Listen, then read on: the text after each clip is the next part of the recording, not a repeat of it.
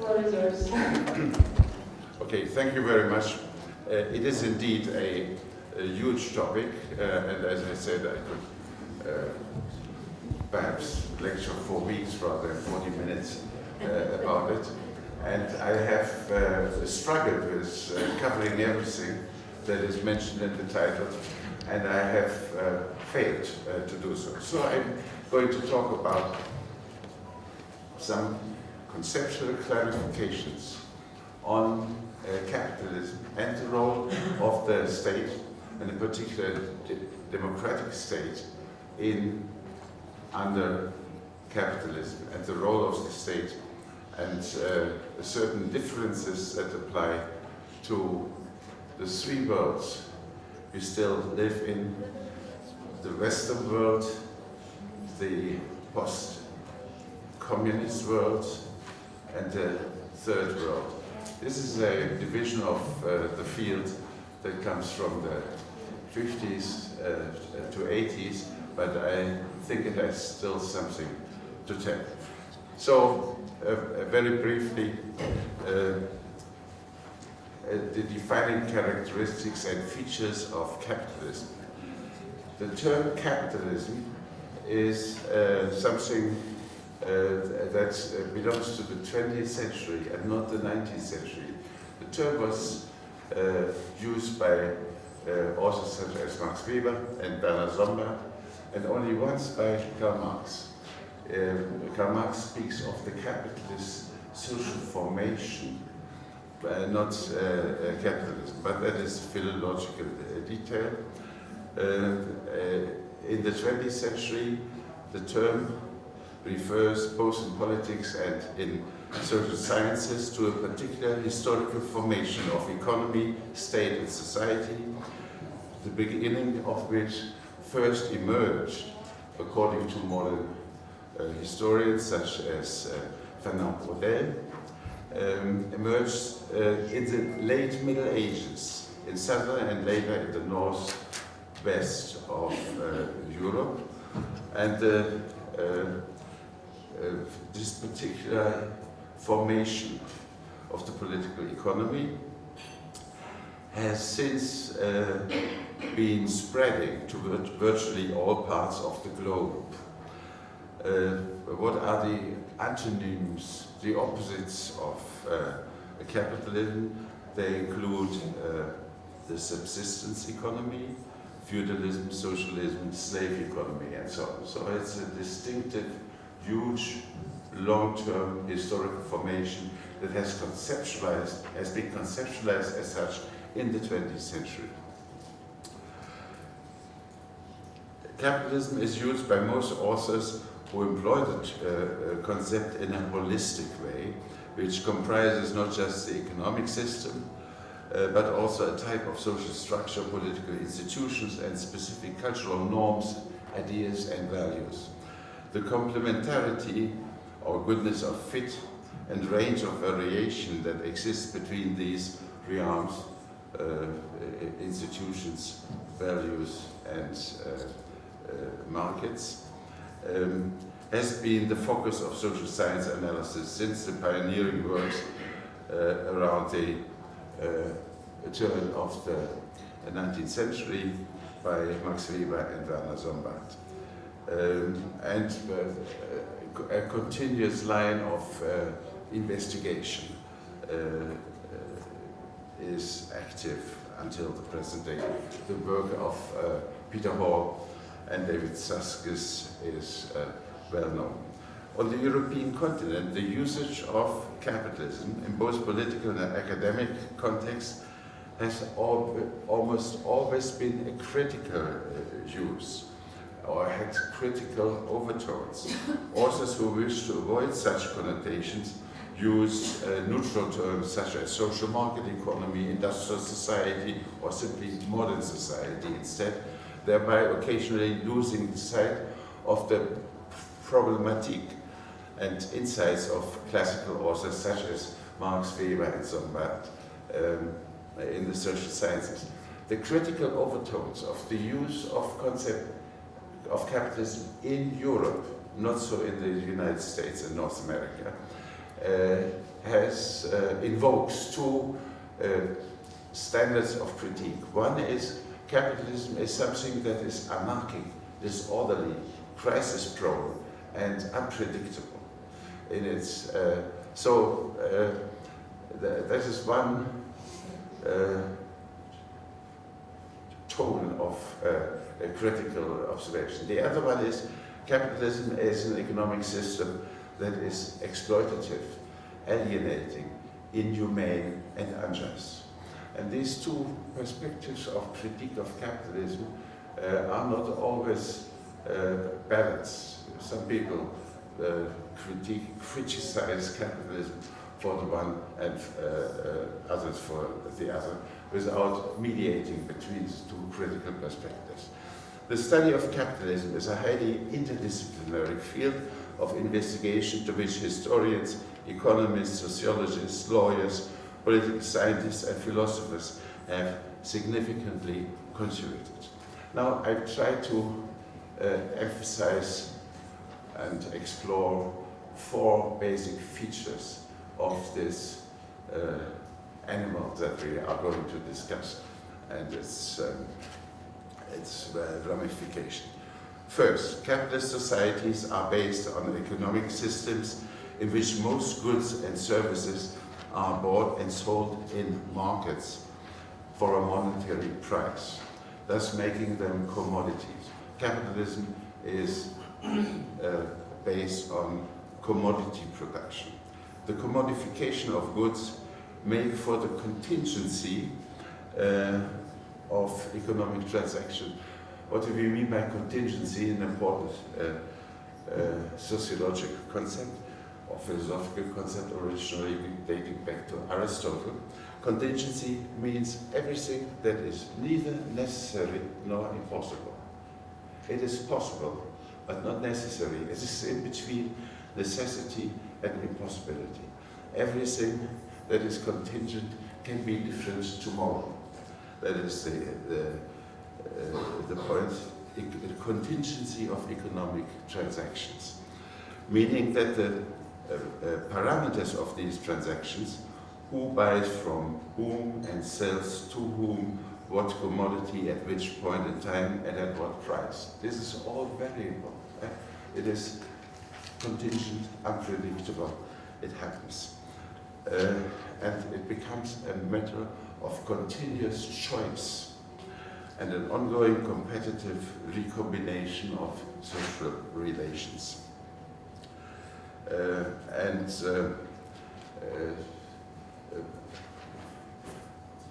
Almost synonymous with markets transaction of commodities is competition. And competition is something that can appear in many forms.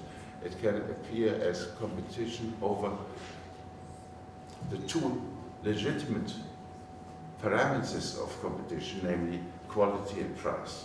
Quality including newness and price. But you can compete.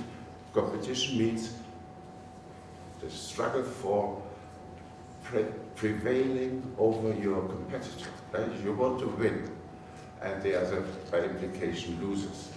And you can win over the other, over your competitor, by offering a better price or by a better quality or both. But you can also win over your competitor by cutting his throat. Right? This is a variable, and we need to realize that this is not just a fantasy, but it happens in real life. Market transactions are governed by a regime of social norms and legal rules, the law of contract, which is enforced by a state-operated court system and which specifies the mutual rights and liabilities of agents entering into economic transactions.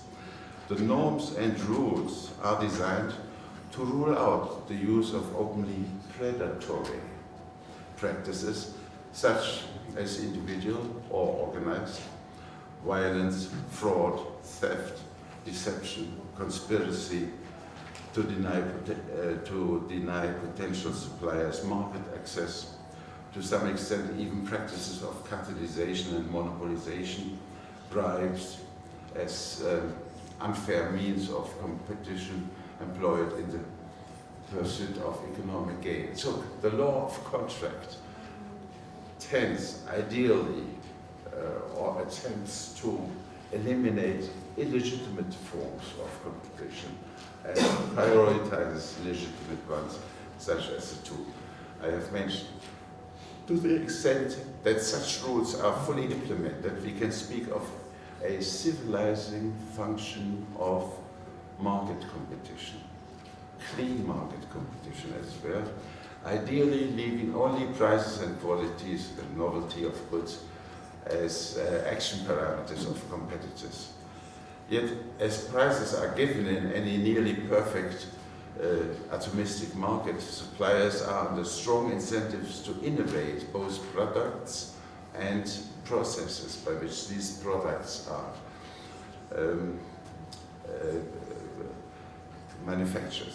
The prominent role of choice, contingency, and civility in economic interaction has led theorists to equate capitalism with individual freedom. The famous book by Milton Friedman of 1962, Capitalism and Freedom, makes this point and shows how we are all free to choose if from a capitalist menu in a capitalist restaurant, but we are free to choose from the menu.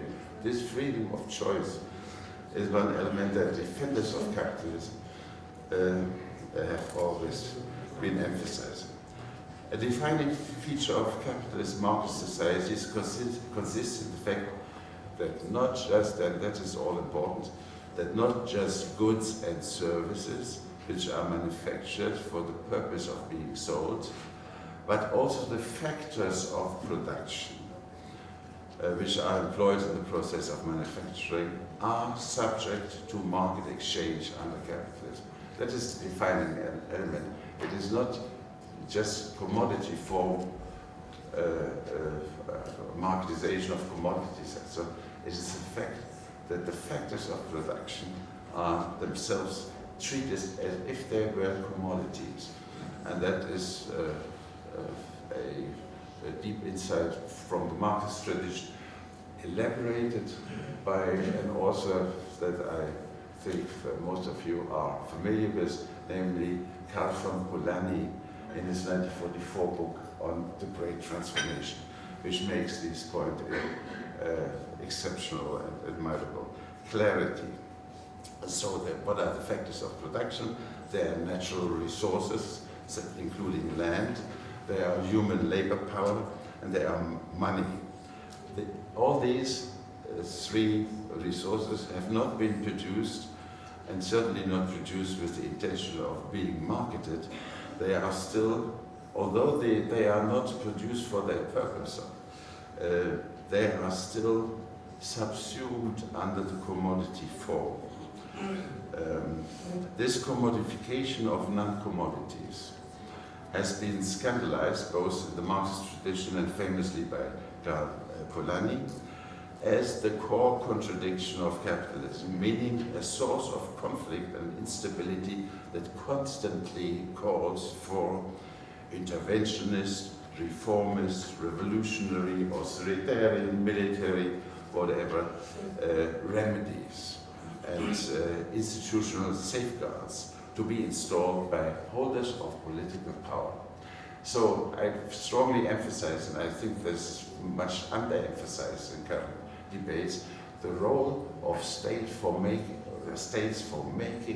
capitalism possible and stabilizing capitalism, arguably even civilizing capitalism. The commodification of money through speculative investment in debt with their potentially disastrous effects on financial markets, the commodification of natural resources with their associated environmental damages, and the commodification of human labor power with its regressive distributional and other adverse impacts can all be cited as contemporary instances of the key mistake, as it were, of commodifying what by their very nature are non-commodities, or, as Polanyi puts it, fictitious commodities, right?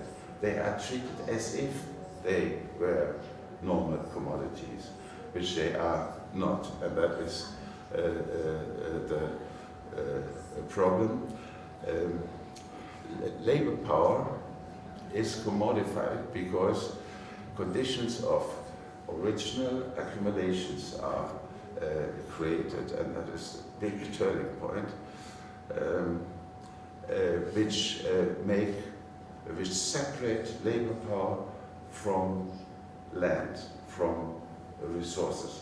This is well known, and one cannot recommend reading it enough because it is full of brilliant insights. The 24th chapter of the first volume of Das Kapital is a must for understanding the transformation of non-commodities into commodities.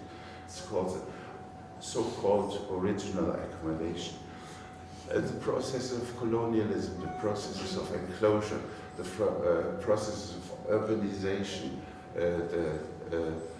are all part of the commodification, the historical realization of transforming labor into a commodity, creating the following condition. Labor without land and without capital is worthless for itself. It needs to be combined in order to be useful with land or capital. And in the absence of this combination, we see a structural coercion of labor to act as a commodity, to sell itself, to become marketable, employable, as we had yesterday. So, thus, one defining feature of capitalist society and its dynamics is the existence of a labor market in which the capacity of workers to perform productive services is being traded under labor contracts. Labor market, labor contracts are the decisive features of the commodification of labor. And the same applies for land, real estate market, and financial markets, money. Such commodification of non-commodities has provided for enormous gains in efficiency, in growth, and as a consequence, prosperity that have accompanied the history of capitalism. While under capitalism the commodity form is extended to non-commodities, it is, on the other hand, restricted compared to pre-capitalist monetized exchange relations to items of economic value. So, as one author has surprisingly observed, but rightly observed, you could, in the Middle Ages, you could buy much more than you can buy today. For instance, you could buy jobs in the state administration, marriage licenses, the salvation of your soul, academic titles, and so on. All of this is not commodified today. So the market has been generalized and at the same time specialized, namely to commodity plus labor power plus monetary capital plus land. By exposing labor to market contingency under the regime of the labor contract, capitalism inserts workers into the organizational framework of productive organizations. That is a second decisive feature. Capitalism takes place not just in markets, it takes place in firms in which workers are employed under contracts. This is all a reminder, but to put the puzzle together, I think it's worth reminding all of us of the importance of firms, which due to the division of labor, organizational control mechanisms, and efficiency-enhancing investment goods allow labor power to be utilized much more productively than was the case in pre-capitalist forms of production. So the capitalist firm is another piece of the puzzle. The reverse side of this medal of growth and prosperity consists in the fact of commodification of contractual labor and the distributional patterns as well as contingencies following from it. Not only does the individual employer exercise power as authorized in the labor contract over the employees within the firm, but the collectivity of all employers exercises a structural power or class power over the labor force as a whole. The latter arises from the fact that labor is tied to capital in a power relationship, meaning a relationship of asymmetrical dependency. Capital needs labor to reproduce itself, but labor needs capital even more urgently than the reverse. And that difference in urgency is social power. And it applies everywhere. I need you, you need me, but you need me more urgently than I need you. That is power, right? And this power relation has three bases. One is the contractual agreement of the worker with the employer that you are entitled to give me orders. That is the hierarchy. Second, the structural dependency of labor on capital, what I just described as social power. And there's a third, and today very important source of the power of capital, namely capital can, and that's the most recent source of power, can opt for exit from a particular state and go elsewhere. The mobility of capital has vastly increased over the last 50 years due to the technologies of transportation and information. Space has been shrunk, but also through the liberalization of trade. Capital controls have been abolished, both in Europe under the roof of the EU and worldwide. If you are unhappy with the conditions in a particular place, you simply move your productive facilities somewhere else and you get rid of the constraints. That's an important third source of social power of capital, and I come back to that. In the typical case, as I said, workers depend more urgently on capital than capital depends upon a particular worker, because wages are normally their only source of subsistence. Workers depend on being employed, and employers have the option of introducing labor-saving technical change, which allows them to reach the same level of profitability with less expenditures on what in the Marxist tradition is called variable capital, namely wages. Right? They can economize on wages, whereas workers typically cannot economize on the use value of wages. They cannot get the same welfare out of a lower level of wages or more welfare. They cannot economize, or very limited, to a very limited extent, whereas the monopoly of technical efficiency increases resides on the side of the capital. Okay. After the end of the golden age of stable growth and full employment, one of the, that is 30 years after the Second World War, one of the core problems of an open or globalized advanced capitalist economy has become the chronic imbalance between the supply and demand for labor.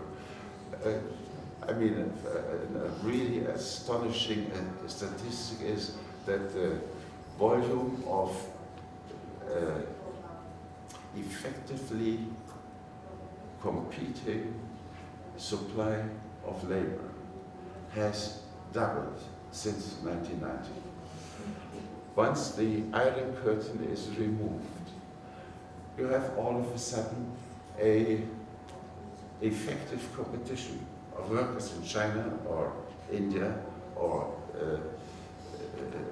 South Asia with industrial workers, for instance, in the textile industry in Europe. That did not exist under that competition. And in addition to that, we have this massive influx, not just for a longer time, of women into the supply side of the labor market, but more importantly, for recent times, the movement from farm to factory in South Asia, the increase of labor supply, and at the same time, the decrease of demand for labor due to technical change, enormous.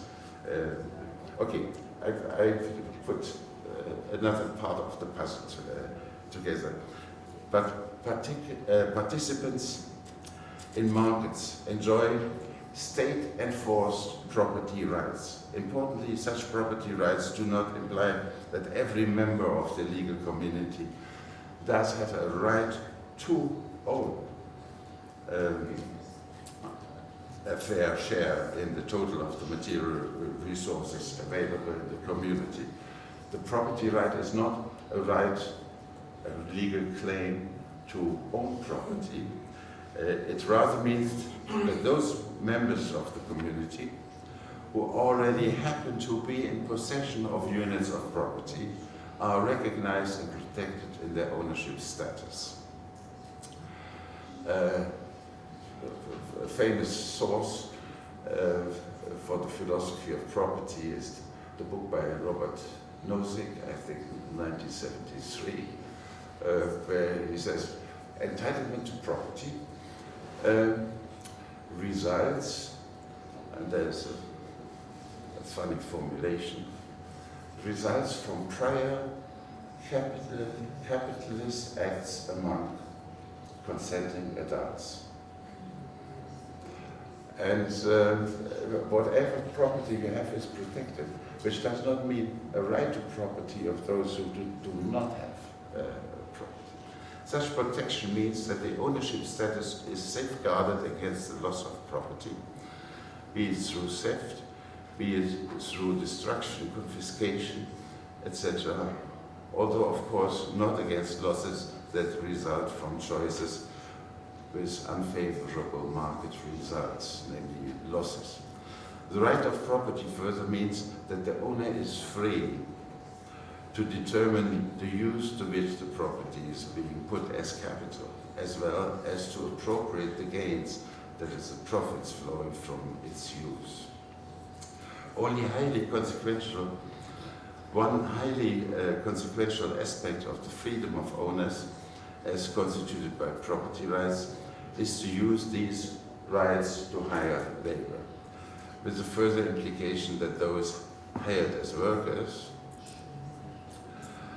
are rendered incapable of acquiring property themselves.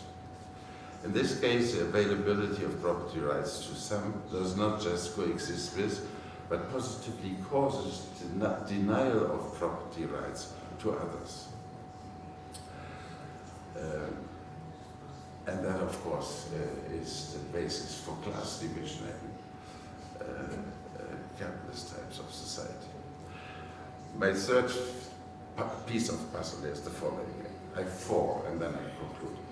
If property owners decide to invest their monetary resources, this investment will show up as capital in firms. The firm is the key capitalist institutional location where investment in buildings, machinery, raw materials is combined with the wage labor for the purpose of producing marketable commodities. The sale of the commodities is intended to result in profits. The two defining features of the capitalist firm are its distanciation, as Max Weber has seen very clearly, in time, space, social function, accounting principles, and so on, from the household. The separation of place of work and place of consumption is decisive. And secondly, a hierarchical structure of command and control, and a formalized vertical and horizontal division of labor designed to promote the efficiency of the productive process and the realization of its results in markets. As long as production takes place in the household, you cannot organizationally rationalize. Once you have separated the two, you can increase efficiency by organizational means. In sharp contrast to voluntary and highly contingent market transactions, interaction that occurs within firms is based upon the contractual right of some agent to give orders and the duty of others to carry them out. And the worker agrees to that authority in the labor contract. But the degree of authoritarianism of the internal regimes of capitalist firms may vary greatly. Some measures of authoritative coordination seems indispensable. This is because first, the labor contract is essentially an incomplete contract. That's very important. Credit contracts and labor contracts are incomplete. They do not specify what the worker has to do while being a worker. That is, he is instructed what to do today or in the next half hour by the boss, by his superior. And this variability makes for the efficiency of employed labor. I think the aggregate, well, no, I need to add one thing. Once employees enter into the labor contract, they subject themselves to the command structure of the enterprise. Virtually all of the labor market, virtually all of the labor market, labor relations and industrial relations policies that we find in the history of capitalist societies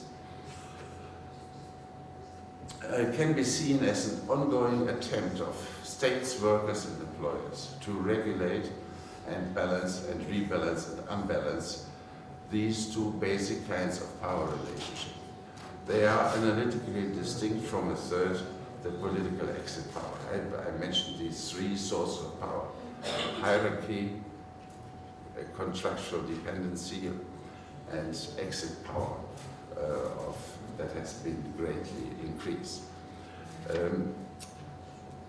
A fourth element of the puzzle: firms do not only interact with external market participants, but also in ways that are not mediated by markets. There is an institutional environment in which they are embedded, another term importantly used by Polanyi.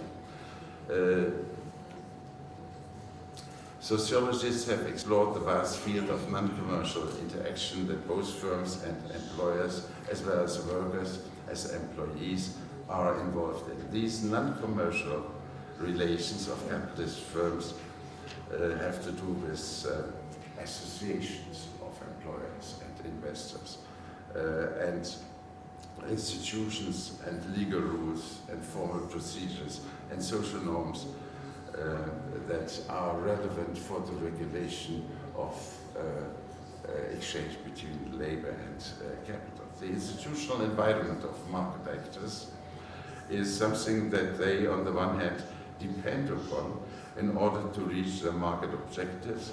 Yet on the other hand, the institutional environment is one that market actors try to actively shape and rearrange, for instance, through lobbying for tariff laws and many other things, and regulation. They are involved in employers are involved in a reflexive process that may be termed the production of the conditions of production. The politically mediated production of conditions of production applies to the areas of research, development, technical change, communication, transportation, the development of new materials and sources of energy. All this infrastructure is something that is provided by the state or generated in interaction between investors, employers, and state agencies. It also applies to the vast policy areas of infrastructure investment, regulation of markets, trade policy, taxation, labor market, and social policy, and macroeconomic steering. At any rate, we would get a seriously deficient and distorted picture if we were to model action in capitalist societies as primarily market action of buying, selling, and investing. Market actors, and exactly for the sake of succeeding as market actors, take an equally strong interest in not just complying with, but in strategically shaping the non-commodified environment of commercial interactions and markets. In that sense, we could say there's a number of economists and economic historians, a minority probably, but it's a very important issue in their research, that capitalist economies are a political creature. All the conditions of production and exchange are based upon rules that are not generated in markets. They are generated in a political process in which workers, employers, and states are involved. Now, let me come to my little picture that I have put on the whiteboard or the flip chart here, and that has to do with the red box is the global economy, in which a scope of causation is active that is truly unimaginable. Long-term, long-distance causation takes place every minute, where decisions and transactions and dispositions in one part of the world immediately affect jobs, investments, prices in very remote other parts of the world.